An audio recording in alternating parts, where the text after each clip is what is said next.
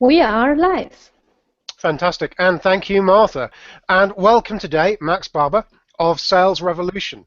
So, Max, welcome to the show. This is our 38th show that we put on the #SalesEU Twitter hashtag, and it's also now on Google Plus as well, which is fantastic to get people on. I think the Google Plus really adds a dimension where you can interact a lot better with people, so it's fantastic for our audience to be able to see that. And I think they also, when you're limited to the 140 characters on Twitter, it's good, particularly for sound bites, but you don't get the level of depth that you get with Google+. So that's fantastic, and particularly for people like yourself, because you've obviously just started Sales Revolution, your new company. So I believe you have a total of 9 followers on Twitter, and looking to grow that today, which will be, we can see if we can double that by the end of this session, I think. If I can get into double figures, yeah, that's my target. Right, yeah. So, but you know, as we discussed earlier, everybody's got to start somewhere. It's your new account, so therefore that's why it's quite so low. And it's something where you're looking to improve on as an individual salesperson as well. That's right, absolutely, yeah. And pleasure to be here. Thank you for inviting me along. No, it's our pleasure. It's what we're doing today with the #SalesEU is we're actually going to be talking about performance reviews, sales appraisals, etc. Those sort of meetings that every sales manager and every salesperson has to go through. It's one of those, dare I say, boring items that must be done. But the reality is that so many of these meetings are actually done poorly that we need to turn around and up our game, particularly when you turn around and sit there. I mean, for myself, most of the sales meetings that I've been through, or appraisals, whether with pipeline or before that, should I mention, have been either adversarial because it's something that hasn't gone quite right, or it's just a tick box to turn around and say, we've had the meeting, thank you very much, now go back out and sell. That isn't an appraisal, is it? No, it's not. But yet, so many people seem to think that it is. So many people seem to rely on some sort of historical format that's been passed down from generation to generation without really stopping to wonder whether it's actually helping anybody. And that, I think, you know, people aren't really investing the time in actually looking at the output of the performance appraisal. It's more about the box ticking, as you say, and actually going through the motions. Yeah, it's a sad thing as well, because I think actually from an employee point of view, the appraisals can be so motivational if they're done right, and so demotivational if they're done wrong. It's a critical part about keeping happy employees there.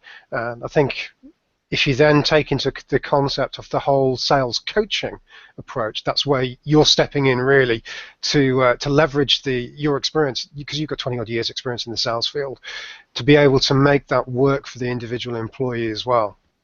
Yeah, absolutely. I mean, for me, I mean, my sort of whole business is based on actually understanding the individual. I think too often what happens is that, and especially in appraisal environments, that people say what they think the other person wants them to hear. Yeah. So they sort of, you know, they sort of go in with some. They know what their performance has been, because our CRM has told us how many meetings we've had, how many deals we've done, and we've got all that information at our fingertips. So it's just about firefighting. It becomes about sort of preconceived answers to the questions you're going to get, playing lip service to whoever's at the other side of the table, and getting out the door. There's not enough conversation around, open and honest conversation around what people really, really need. And that's, as an outsider, as Sales Revolution, is about coming in and actually understanding that and talking to people on a one-to-one basis, understanding why they're there. What are you doing in this job? Why are you here? And then we can understand what we need to do to change to achieve what you want to achieve. Absolutely, and I have to say that for myself as an individual, having done all the various self-profiling tests, etc., one of the core things that motivates me is to actually know what the end goal is, and just turning around and having the tick box doesn't work for me as an individual. So that sort of approach where you understand where you fit within an organization and what the organizational goals are as well works for myself to a great extent. But actually, even in that, the appraisal process is very often geared purely towards the individual's target. there's very little time, certainly in my experience, that people have spent aligning personal drivers and ambitions with the objectives that they're being set within the organisation. So in other words, if you achieve your target, how is this going to affect your personal life and things outside of the office? It's a real grey area, and very rarely do people kind of get that conversation right. Okay, so it is the relation of, well, it's work-life balance, I would guess. So therefore, this is the work element. Yes, we understand that the company needs you to make money, generate revenue for them as a sales guy. But the net impact on you as an individual from your home life perspective. Yeah, absolutely. Because most people, whether they say it or not, they work to live. They're doing their job because of all the things they can do as a result of doing that job. But yet, Yes. if we're not discussing that in the work environment, then how do we know what's really driving people? How do we know how to motivate people? If we don't understand it, then the appraisal process or even sales meetings and all these kinds of conversations that we're having are not focusing on the right issue. They're focusing on targets and all the things that people have to do in order to achieve what they want. Yeah, absolutely. So I can see that. So it's the they focus on the execution items rather than trying to work out what the end goals are for both parties involved. That's it, absolutely. Fantastic. Okay, well, that moves us naturally into question one, so we'll dive into that one. What is a sales performance appraisal, and what's the purpose behind it? Yeah, well, I guess there's two answers, and I think we might have touched on. There's the diplomatic answer, in that it's an opportunity for manager and employee to get together to review progress versus target and objectives, to understand what's working, what needs to change, to address all the underlying issues, and to set new objectives for the next appraisal period. I guess you could say that's the kind of the overarching diplomatic view of it. But what is a performance appraisal to the average sort of person on the street? Well, actually, it's a bit of a laborious exercise where you have to go through and in many cases actually talk about things that have already been discussed in the weeks or months prior to the event. So we're kind of summarising the moans and groans, we're summarising things that have already been dealt with no real clear objective about the future. So that's there's two ways of looking at it, but ultimately it's a formal environment to provide feedback and plan for the future. Yeah, so I think I would agree with that. I was taught always that from a management perspective, you should deal with issues as they come up and immediately get them resolved, etc., as and when. So therefore, going over the negative aspects to some extent for me in an appraisal is either you failed as a manager to deal with them in an appropriate and timely fashion, and you've waited for the 3-month review, which strikes me as crazy, or what's the purpose of going through the negative items again if you've already put in steps to resolve the issues? Yeah, absolutely. I mean, for me, an appraisal should be a positive experience. People should be walking out of the appraisal sort of full of excitement and motivation and drive to go on and do well. It shouldn't be another environment or an environment where people know they're going to walk away from feeling down and dejected. So there has to be a positive spin on it. Absolutely, you shouldn't need to wear your tin hat to be able to go into any appraisal meeting, really. No, but I've known people lose sleep over their appraisal because they know it's coming up. Now this cannot be a healthy environment. So yeah, as you say, the issues or underlying problems should be dealt with outside of the appraisal. The appraisal should just be about any other business. Is there any other HR-related issues, any other concerns you've got? But then more about, right, what's driving you? What is going to motivate you over the next period that's then going to lead you to make conscious decisions to improve your own performance? Okay, cool. So how do we actually go about that? How do we relate that? Because obviously there is a work-life balance that we're talking about here. And the company is concerned with the work aspect. It has to pay some attention to the life balance, because otherwise you end up with unhappy employees, which then aren't as productive as we well know, etc. So how do we get that balance? What are the sort of things we should be asking as part of that appraisal process? Because obviously there's a lot of people out there who are, we're English, we're a little bit reticent to come forward with these sort of personal details. So how do we get people to start giving and turning around and talk to us about what really are the elements they consider to be important? Yeah, well, it's trust really. That's what it boils down to. Do you trust the person that you're giving this information to? Do you trust them to look at it objectively? Will they handle it with care? Are they going to keep it to themselves, or are they going to pass it on to? Are they going to go off to a managers meeting and say, "Hey, you never guess what such and such has told me in his appraisal?" Yeah, Because these kinds of things, if they are destroys very trust. personal, absolutely, and that will then further demotivate those concerned. So there has to be, from the top down, an understanding throughout the organisation. Has to be a cultural thing that this is the way we do it.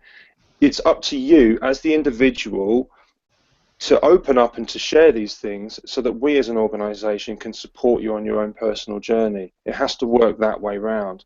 Hmm. It can't be up to the individual to then suddenly go to reveal his whole hand of poker hand to the manager and say, look, this is me, and then be concerned about how it's going to be dealt with. It has to come from the top down. That it's up to you as the individual. You're accountable for your own future. Tell us what you need. Tell us what has to change. Tell us how you feel, and then we'll then do our best to support you. Absolutely. I think that's great. Fantastic. I think that's what we talk about a lot in sales anyway, is trust. So it's interesting to hear that actually it almost becomes a cultural item where you need to encourage that degree of trust building throughout the entire company. And then of course, it will engender itself into your sales process as well, which I think is I mean, good. it's not easy because for organisations that don't have that already in their culture, to suddenly push a button and say, by the way, now you can tell me all about your personal life, it's not a simple transition. So it has to evolve. But just like any salesperson has to refine their own sales process along the way, so must a company also refine the way that they treat their employees. So Mm. this isn't a complete, as I say, night and day situation that you can just change over in one moment. It has to evolve in this way. Okay, so I think as John Golden, our Chief Strategy Officer, has just pointed out as part of his answer, is sales are appraised on an ongoing basis. Easiest appraisal you can do because the metrics are simple. Revenue results. Now, sales guys are very used to being judged only on revenue results, and that's about it. Mm. And as the saying goes in sales, you're only as good as your last month or your last quarter, depending on when it's taken into account. How do you answer that sort of question? Because then it doesn't take into account the aspects you're talking about, but is a standard and well-known sales philosophy. Yeah, absolutely. But ultimately, I've been in environments where a manager has said to me, okay, your results are here, but they need to be here, therefore you need to make more calls, something along those lines. Or it could be very, very sort of metric driven. But actually, taking a step further behind from there is actually understanding, well, what am I thinking about as I'm sitting at my desk, knowing that my numbers aren't where they need to be? Why am I not doing what I need to do? Why am I not making those changes for myself? And that is the area I think that needs to be addressed before you need to make more phone calls in your day than any other time, or you need to do other specific things that we're judging you on. It's about attitude and mentality. And all of that, from my perspective, comes from the personal drivers and the personal belief systems that we have. If I'm not sitting there, I've had sort of spikes in my sort of sales over the years, and I can always look back and say, actually, they were driven for personal reasons. I've always done really well. September, October, November, I've always had really good months because I had a year once when I was really skint over Christmas, and I thought, oh, that's never happening again. So it's little thing. It's just a bizarre thing, and it just happens. And those are always good months for me because I plan for them. I make sure that it happens. It's I agree. Yes, we're all judged on that, and we must all adhere to the objectives that we're set. But ultimately, it will all come back to how somebody's feeling and whether they really believe and want to succeed in their role. So that's more about the psychology of turning around and making sure that you've got the right mindset to go in and do the numbers to begin with, as much as actually just the appraisal of the revenue numbers by the sounds of it. But the numbers, I don't think are as relevant. If somebody wants to do well, the numbers are irrelevant. They'll do They'll well. do well. And It's a byproduct. Yeah. if it comes down to, well, you need to do more of this, you need to do more of that, then actually it goes back to being more of an attitude, mindset conversation. than a general activity conversation. I think if you just keep pushing somebody to do X amount of jump through a certain number of hoops, I think that your time is better spent elsewhere. Sounds good. Okay, on to question 2. Is it recommended to run a performance appraisal program? And in fact, what is an appraisal performance program? Yeah, well, I suppose, if people are becoming more accountable for their own development, then that reduces the need to run a performance appraisal process. But I have to remember that there are some organizations where the manager is quite distant from the people that he's managing or she's managing. So therefore, if people are very remote, and yes, while your CRM might be producing certain statistical information for you, it won't give you the general feel for how that person is doing out there in the field. So there is a need in those environments, I think, to have coordinated reviews, meetings with the management, maybe more often than if you're in an environment where the manager is part and parcel of the team on a day-to-day basis. But I think ultimately everybody needs feedback. Everybody needs to feel that they're being engaged by their employer. Everybody needs the opportunity to provide feedback the other way. So we need to have a mechanism for that. But the performance appraisal process or program, for me, tends to feel a little bit forced. And I think that if people become more accountable, then it reduces the need to invest in a program. Excellent. Okay. That makes sense. It's interesting what you say about the self-development side, though, because I think whilst it's pretty clear that it's expensive for everybody for companies to invest in the development of individuals, I do think that to not invest is seen as a negative as well, because of course then where you could be working for the company, you end up working on yourself to ensure that you're progressing as well. And you should always be doing that as an individual, but equally the company should be facilitating that, I do think. Yeah, absolutely. But if the company are providing a platform for you to think logically about and review your process, with a fine-tooth comb, and then they're empowering you to come back to the organization and ask for things, then that is the performance, but that is how they manage that development. It doesn't have to be, right, you have every 3 months you're going to have to sit in a room and that's, for an hour, and then that's the way we invest in you. It's just a different mindset, different way of thinking. Okay, cool. So how often do you think the appraisal should be done? I think the employees and the management should sit together and design their own plan. I don't think that there is a one-size-fits-all approach. I don't think that even there's a one approach in some instances that might suit a whole. There might be certain individuals and teams that need more support, need more one-to-one, need more time. And it might be that they just need that at the start of their career. It might mean that they need that at certain times of the year. It might be something completely different. But that's a good point. Don't get too stuck on the routine. Make sure it's variable, depending on circumstances and the needs, effectively. Well, I've been there and thinking, I've got an appraisal coming up, and I'm thinking, right, I'm ahead of target. What is the point of it? And spoken to the manager. Well, come on. Well, we've got to do it. I've got to figure out something that you're not doing right, and we've got to put it down in paper, and then. Okay, so we sort of sit there for half an hour and talk about the weather, write a few things down, and then we're out the door. There's no point in that.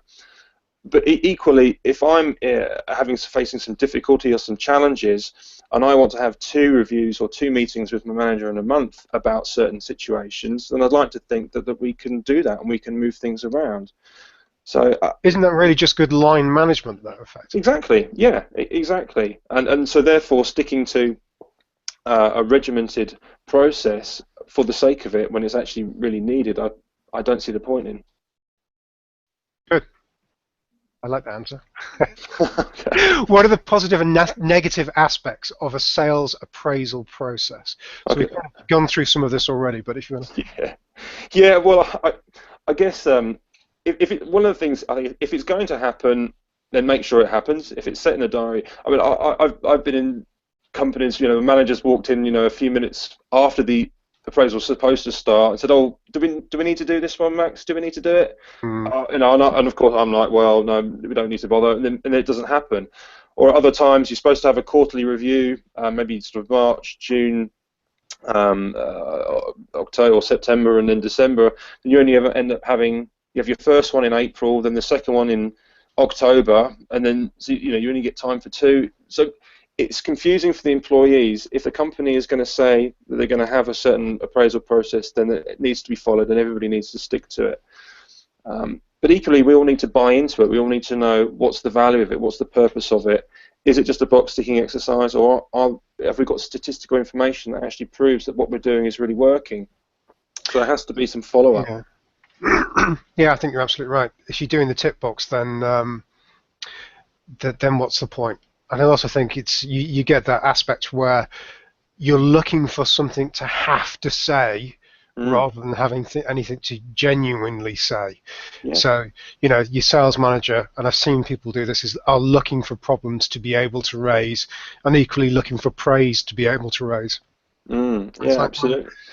And also, is it a two-way thing, or is it just the appraiser doing the appraisal? I think there should be it should be both ways here. Absolutely. It's a dialogue, not a one-way conversation. But too often it doesn't work out like that. Or even if in some instances the manager believes that it's a two-way, but when I speak to the individual who's being appraised in a confidential environment, they say, well, actually, I didn't really say everything that I wanted to say because I didn't feel that it was comfortable. So it's difficult because even the manager might be open and say, look, you can tell me whatever you think. But is that person then going to respond accordingly, or are they going to think, well, yeah, but you're still my manager and my job might be in jeopardy, and therefore I'm not going to say all of these things? Do you know what I mean? So you've always got that uncertainty about it. Yeah, I guess particularly if your line manager is the person you report to, and it's some of the things they do you think could be improved upon. Could we say? Yeah, absolutely. So there's those issues as well. Then there's obviously the bit about whether it's purely about target or whether it's on the personal side, and will the outcome of that, will the ongoing actions and objectives actually be managed accordingly and completed? I spent in one role I can remember I always sort of ahead of target, and I always used to have to sort of fabricate something to put in my sort of to-do box, and I always used to put that I was going to improve on my admin. It was the most generic thing I could think of, but it seemed to fulfill the need. But there was never any follow-up. There was never any between one appraisal process and the next of what am I doing differently? What's changed? How am I now managing my time better? Have I got more time to make calls because my admin's better? Whatever. Do you know what I mean? There needs to be a follow-up from it. It needs to be a working document that even on a daily or weekly basis, someone can reflect on and say, well, okay, well, look, these are your objectives here. What are you doing? What have you changed at the moment? So, if it I guess that comes back to the tick box, concern again. That if it's not being used as a working document that people can reflect on all the time, then what's the point in doing it? I guess another issue is whether it turns into a bit of a blame game meeting. Self-preservation can kick in with these things, and if people are starting to question how the other, whichever way the direction the feedback is going, people can get very defensive, and is the outcome of that positive or not? Who is actually managing that situation? So it's a challenge in itself. Absolutely.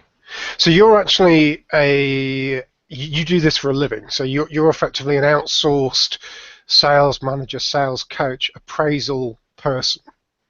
Well, it's sales mentoring, I guess is the way you would describe it. Is the way I describe it, or the easiest to understand. Ultimately, I work with individuals who have organisations who want to develop their individuals, but perhaps don't really see the value in sending them on another sales training course because because as good as they might be and be rebadged or in a slightly different way, it's still the same process. It's still sort of fact find and objection handle and closing and all. It's still the same stuff, but just in slightly different words. So they're looking for refinement, and they recognise that perhaps they're not the best placed person to give it to them because they're so close to the individual. So they're looking to me to come in on a one-to-one basis over extended period of time to offer them that support and opportunity to talk openly about anything that's concerning them.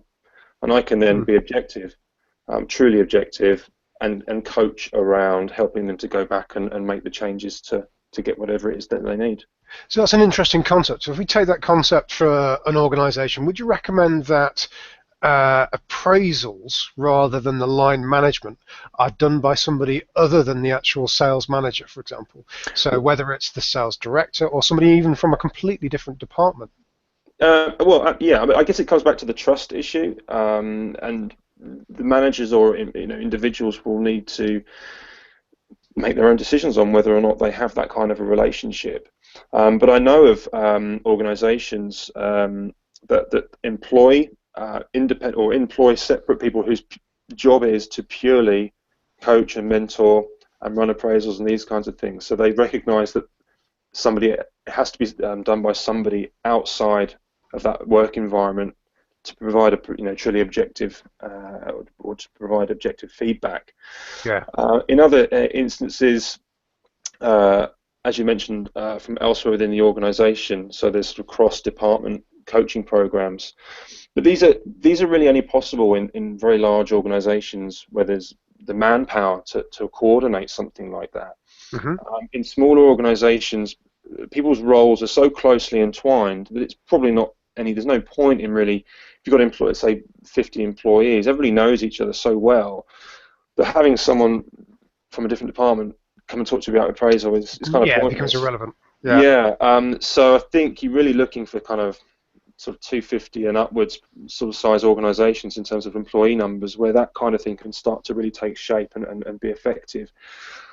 So either organisations need to work on their sort of confidential or their open and honest conversations and communication, or they need to look outside for other people to come in and do that for them.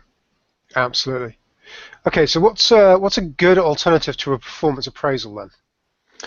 Well, I guess we're kind of covering it in that it's rather than having an appraisal where the manager is the one leading the way, it's the one where the employee on a day-to-day basis is reviewing and refining their own performance and processes, consistently going to the manager and saying, okay, this is what I'm doing, this is what I believe is a challenge for me, this is what I'd like to do differently. So that then, when it comes to the actual meeting itself, that would have previously been the performance appraisal, it becomes purely on a recap of everything that individual has documented and done over the last appraisal period, and more about the manager then setting the scene and understanding what that individual is aiming towards for the next appraisal period, and ultimately way beyond that. If the appraisal period is 3 months, the manager should be asking questions which help them understand where that employee wants to be in a year, 2, 3 years down the road. It's unfortunate that these questions are generally only asked during the sales interview, and are rarely asked beyond that once the individual starts in the organisation. But unless a manager is completely in tune with what that every team member wants to do in the next 3 to 5 years, how on earth can they motivate them and manage them accordingly? So that the appraisal process, it's perhaps not the right name. It's more of a development strategy meeting, or whatever you want to call it, which also includes a recap of whatever that individual has done to improve their own process or techniques in the last appraisal period. Absolutely, I think that's great. Yeah, well, you turn around and you're looking at it. Again, it's about goal setting. So if you turn around and say you want to be here in 3 to 5 years' time, then it's establish the plan. How are you going to get there? You need to do these steps, and that then motivates you as an individual to get there. I think that ongoing appraisal that you talk about really, those what I would describe as almost sales coaching, which is where we're turning around and helping people develop as individuals as we go along. I guess it's slightly different in the fact that from a sales coach point of view, you're helping them purely from a sales perspective, not just from a organization, dare I say, HR job development type of role. Yeah, well, I mean, the strict definition of coaching is that you're not you're being completely objective. You're not you're not offering your opinion, should I say. But ultimately, as a manager, it's going to be very challenging to be able to manage someone without giving your opinion on what they should be doing. So there's always going to be a crossover. There's always going to be an element of mentoring or management and saying, well, look, I know you want to do that, but unfortunately, I'm going to have to pull rank you in this stage. You can't do that. It has to be this. Yeah. But for the individual concerned, for the employee, if as long as they feel safe in saying what's on their mind, and that it's not going to come back to bite them, at least if that can be dealt with in a sort of mature environment, then it won't manifest itself in their mind. They won't be playing on their mind, pointlessly for an extended period of time.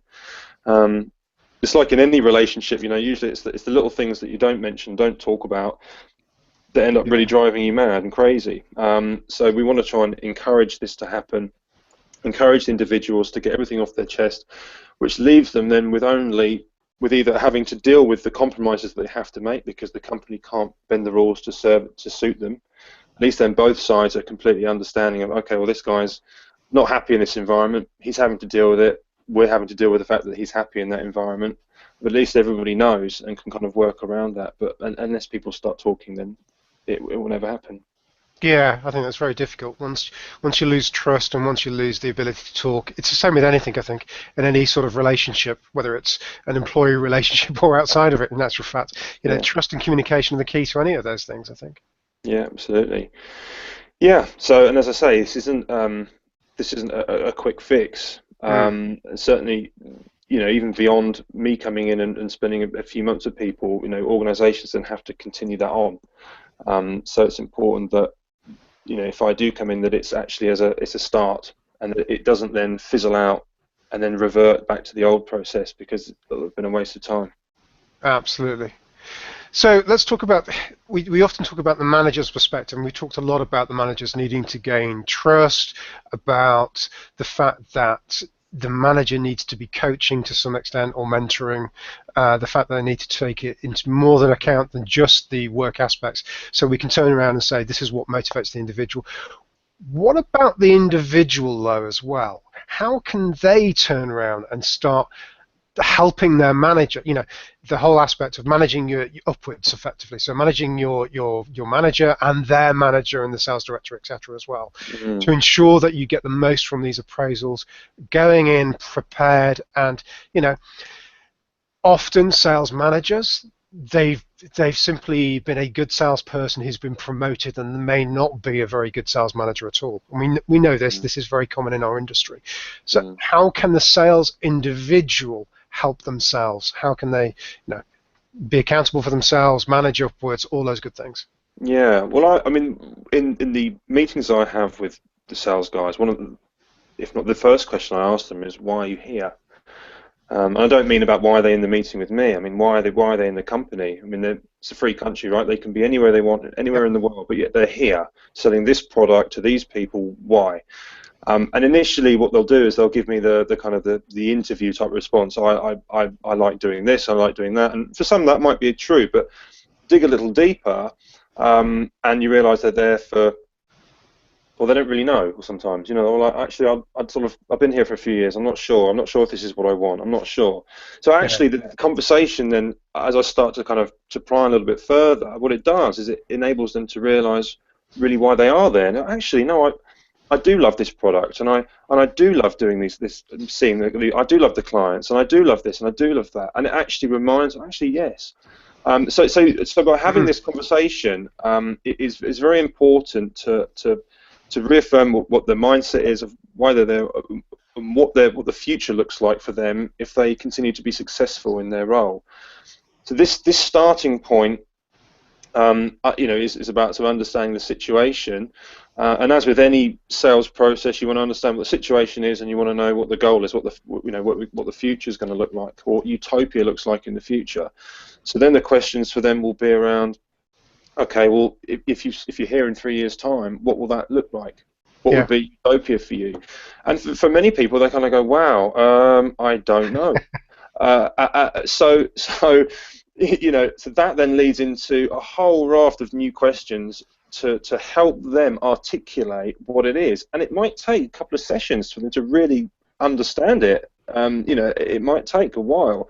And certainly, they kind of people sit back at this stage and go, "Wow, I don't know." So as with any sales process, you understand the situation, you understand the goal, and then, and only then, can you work out the steps that are necessary to get you from the beginning to the end. Yeah. So going back to your question, what can the salespeople start doing? Well, it's actually understanding themselves a little bit. I'm asking them these questions. Why do they do what they do? Why are you here? What does success look like to you? I mean, these are not easy questions. What does success look like? What does it sound like? How will you feel when you're successful? I mean, these are all very typical coaching questions. Yeah. I think But it's particularly with salespeople when they're so used to dealing with the here and now and short-termism of I've got to close this month, I've got to close for this quarter. Actually getting to think a little bit more long-term, it isn't perhaps what they're best at doing normally, and then being able to articulate that. Salespeople tend to be very good and very articulate in some areas, but not necessarily these areas when it comes to themselves. No, I mean I've got guys in the I'm working with been in their role 15 years. One guy, and I said to him, what are you going to be doing in 3 years' time? He said, he literally said he couldn't believe. He said, I haven't got a clue. He said, I'm really embarrassed. I have no idea. Probably the same thing.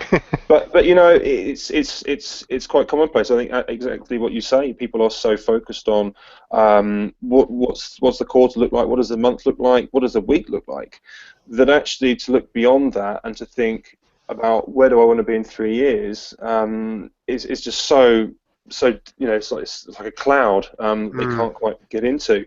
It's too difficult. But actually, if you can articulate what that looks like and you can refine it, then actually every decision you make it relates back to that dream that you're heading towards. Not about, I need to make some more calls this week because my calls are down. It's about, actually, I need to make some more calls because if I don't, I'm not going to buy that car, live in that house, go on that holiday, and all this other stuff that that should be driving you. Absolutely. I think that's fantastic. So, moving on to question 5. Obviously, there are some standard age-old processes that most organizations, we've always done it this way, etc. What are the risks to changing an aged process like that? Well, I guess the first one is that people change not really knowing why they're changing it. And they're just kind of, I don't know, somebody somewhere here, will read something on the internet and says, oh, we'll do that. They don't really understand what the change is. They don't really communicate it well to the team. So there's all these kinds of risks that people enter into something without being quite clear. Now, I do understand that actually any new process is new, and therefore you have to suck it and see to an extent. I kind of get that. But people have to have some kind of plan. And I've worked for companies, and sometimes you think, why are we doing this? Why have we made this change? But that just comes down to the communication. Managers will spend weeks and weeks deciding on something, but then will announce it in the space of 5 minutes, but won't articulate everything, all the conversation that's gone on beforehand, to the extent that people need. So that's I guess a risk that people are doing something they don't really understand or the reasons why.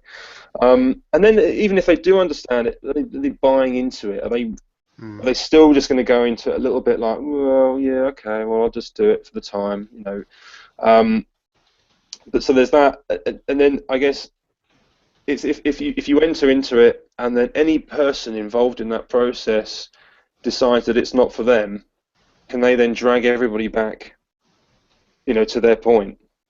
Yeah, and I think that is the case with some individuals, depending on where they are within the organization and how much of an influencer or leader they are within the company.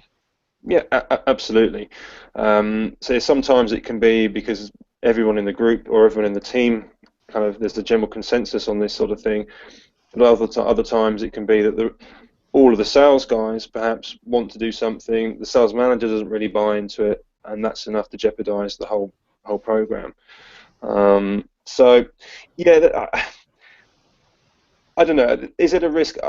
Personally, I think if what you're doing is leading towards a better outcome and a better future, then I think that it's worth fighting for, and I think it's worth continuously flagging and trying. But as I say, I think it's too difficult to sort of come in and for a whole company to culturally change overnight. I think they have to kind of outlay, look, this is our goal, this is where we want to get to. Does everyone understand? Does everyone buy into that? Because if we got that, then we can start to make some steps towards The it. rest of it comes easier. Yeah, absolutely, completely agree. Okay, let's move on to question 6. What outcome should we expect from a performance appraisal? Yeah, well, we should have doves flying up. We should have violins and fanfares. More pay. That's it. Happy with that one. Yeah, well, yeah, absolutely. I mean, ultimately, the performance appraisal or whatever it is, development meeting, whatever it is, it should be a positive meeting that people walk away from feeling better than they did when they went in. I mean, that's ultimately it. I mean, the more pay thing, well, actually, if you've not hit your target, then you shouldn't really be expecting more What do pay. you expect? You shouldn't Yeah, you shouldn't really be wondering out there why you're not being given more money if you've underperformed. absolutely. But actually, even if you are underperforming and you go into this meeting, for me it shouldn't be more finger pointing and more of a grilling and more pressure. I don't see that as an effective use of time. It should No. just be about, look, you tell me as an individual what is stopping you from achieving. What do you need? What can I do to support you? And unfortunately, and if you then as an individual do not use this time in this moment to give me the information I need to support you, then Mm. it's your fault, not mine. Yeah, I think not just salespeople, but all employees tend to turn around and say to the managers, you have to tell me everything, you have to turn around and lead me, which is true to some extent, but you have to take on self-actualization. You have to turn around and take responsibility for your own actions and what you're doing as an individual. And Yeah, part of that is having the ability to speak up and say, look, I appreciate I haven't, for example, done target. These are the things which I need to do, and this is what I need help with. absolutely. Yeah, I mean, if you're not doing that, I question, well, what are you doing? What if you're not looking to improve? Why would you be considered for a promotion? Why would you be Mm. considered for a pay rise? Um, am I here just to give you some money for turning up? I mean, that's kind of the way I see it. So Yeah. I think that yes, the managers should be supporting. Yes, the managers should be looking for opportunities or little issues that they can resolve. But actually, it's not really their responsibility to be monitoring people at all times. I know some managers that are meticulously looking, CRM reports every morning, what's going on, firefighting all the time. I don't see that as good managing or a good use of time. They should be just motivating, seeking out to refine processes, and strategizing. All these kinds of things are best place for managers. Yeah, absolutely. And I think as you've raised it, the CRM element is particularly interesting, where they devolve the relationship to looking at numbers on a screen. It's an Excel spreadsheet type of approach. It could be CRM, it could be whatever, and it then becomes the numbers only rather than what's going on with the individual, and moving the conversation from here's the numbers, what's going on with the individual, helps to motivate, keep employees, and make everything work better. And I think that's the same whether you're actually making target or not making target, because I've seen plenty of good sales guys move because they can always move on, particularly the good ones, to the next organization and always earn more money somewhere else. Hmm. Particularly when we turn around with sales hiring and say, you must have these contacts already, and we turn around and that's part of the pay package for coming to a new organization. And is that part of the reason why we see the average tenure of a salesperson being at only 18 months? Because they've used their 18, they've used their address book up effectively. Yeah, well, the whole sort of hit the ground running element to the recruitment process concerns me, because I actually think that the recruitment process is your first opportunity to design a development plan for that individual, whoever they are. And salespeople are the best at saying, yes, I can hit the ground and I can do everything, and you know,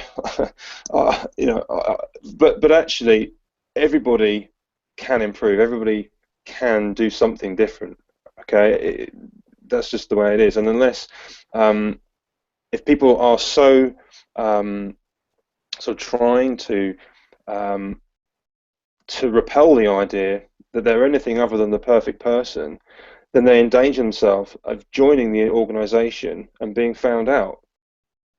So it should be an opportunity for them to open up and say, look, this is where I am, these are my development needs, this is the support I'm going to need from you as an individual to make sure that I not only achieve everything I've done previously, but continue to excel further in this company.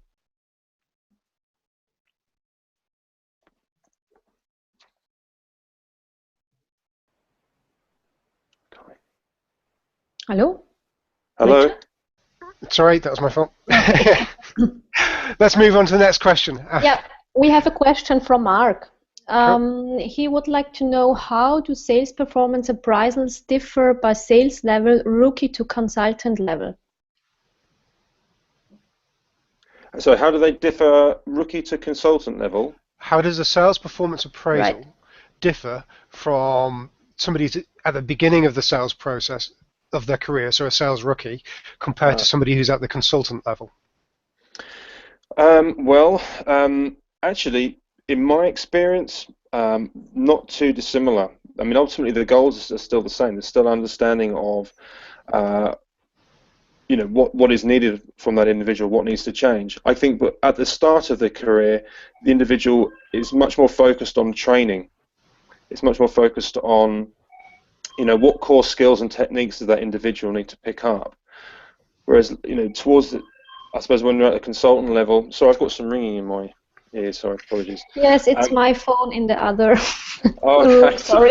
But as once you get a little bit further along in your sales career, it doesn't then become as scrutinizing in terms of the actual core skills. It becomes about more about, because the actual sales process is probably a lot wider.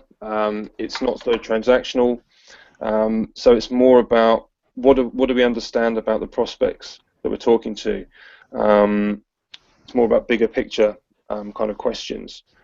I'm not sure if that really answers it, but No, I think it does. I think, yeah, so it's a similar aspect in terms of the approach. It's about turning around and making sure that the employee is motivated as an individual and developing their personal development plan. Now, for a rookie, that's going to be much more, here is spin selling, here is challenger sales, here are the training courses.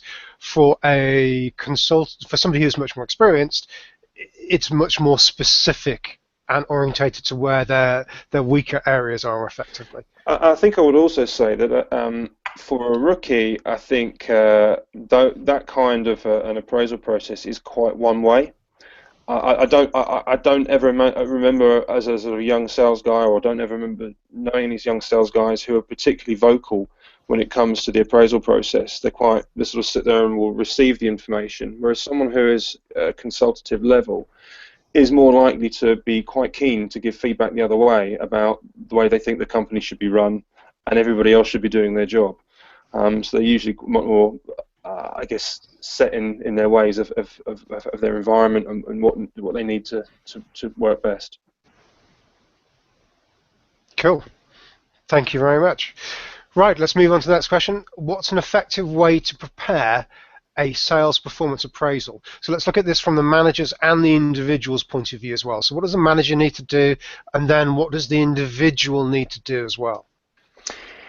Well, yeah, I mean, I guess so. The manager, if we take on board sort of what I've been saying, that I think that a manager should be preparing for a successful outcome, and successful being that people leave feeling better than they did when they went in, then it's going to come down to that individual. Of course, every single person that walks through the door into the environment or wherever they're having the meeting is going to be different.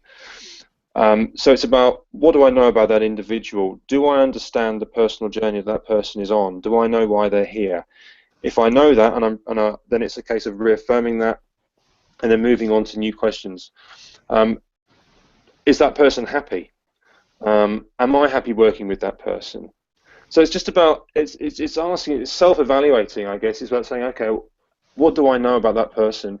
And so that's really the preparation that I think that managers should make. It shouldn't be around, they should already know what the numbers are. Yes, they can have a spreadsheet next to them if they want to refer to, but personally, I don't see any point in numbers being discussed because they're up on boards, they're in your face all the time. So it's about understanding what do I know about this person, what more can I do for them. And from the individual's point of view, we don't want them planning a list of excuses. We want them to come with an honest appraisal of themselves and thinking about their future. Do they know what they want?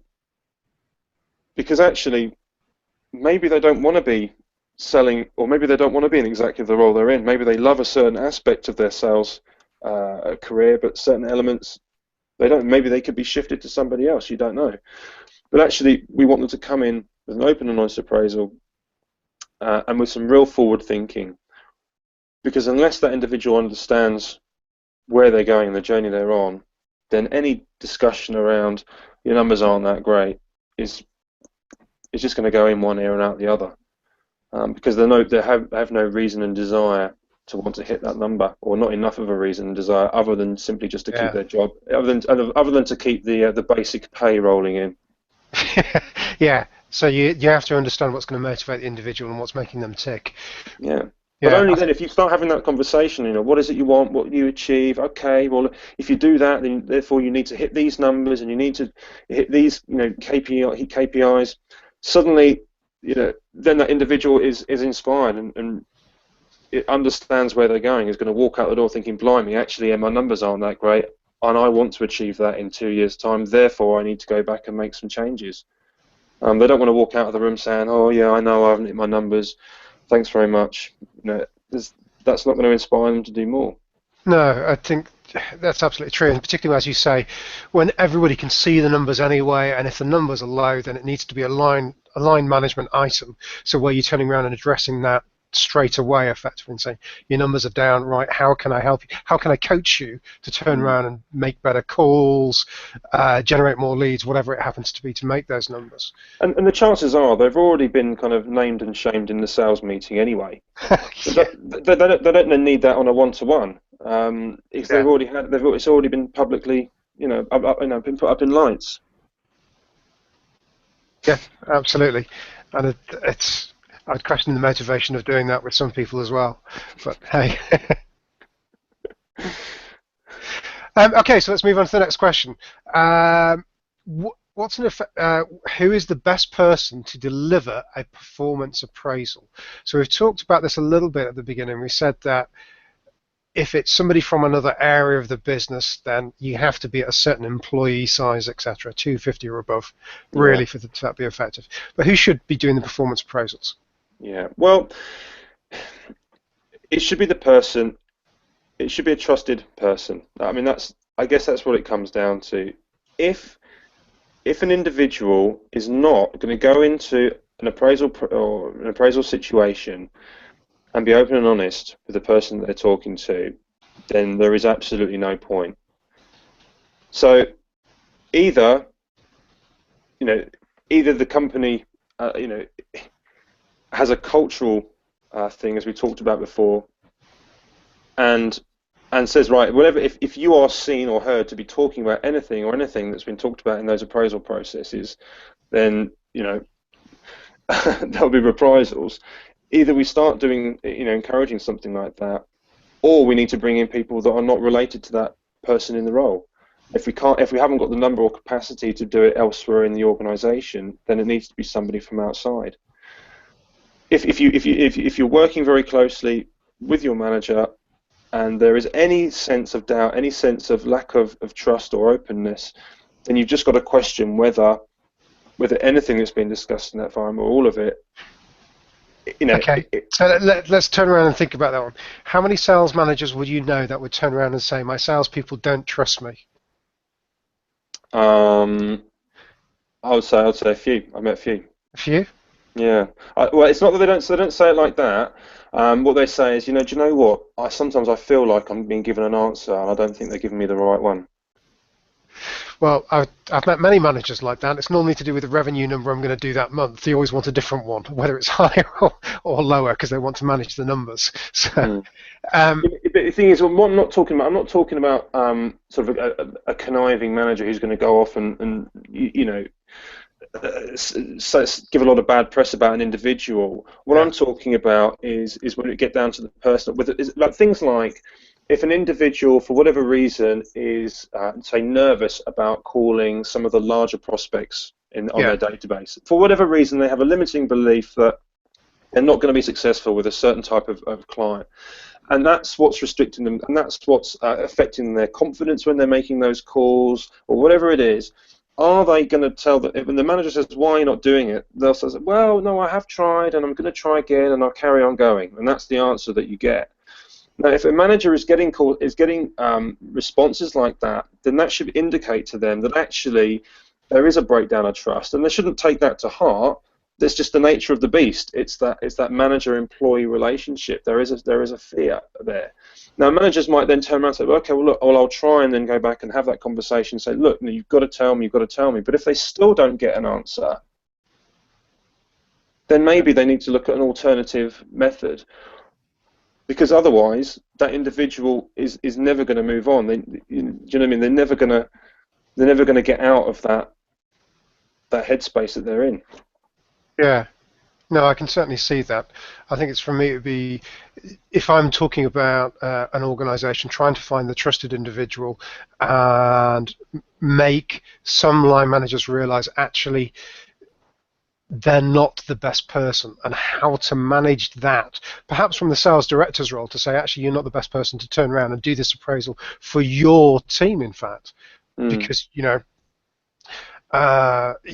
go out to the pub and have too many beers with these guys, and they turn around and you all talk about each other and what happens, etc. So you're too close to them in many, many ways.